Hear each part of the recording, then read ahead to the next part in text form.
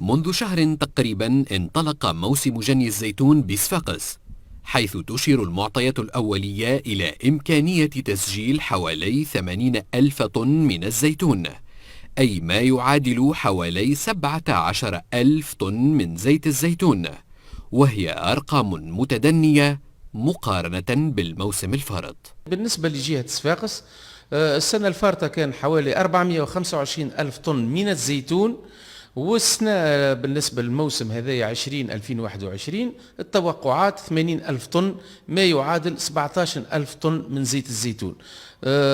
هذايا يجي في إطار أنه المعاومة بطبيعة الحال ما هيش حاجة معناها غير منتظرة، كل سنة فما عام صابة عام مش صابة.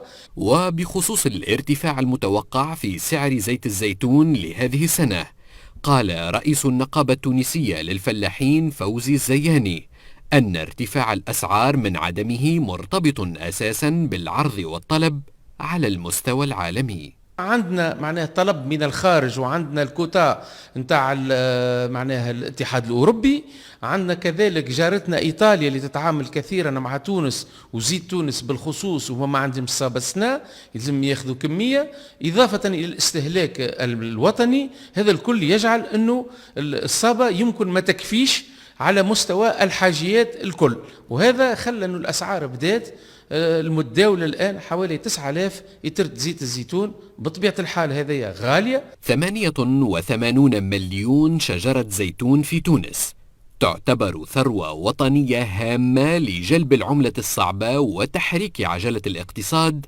إذا أحسن استغلالها وتأطيرها.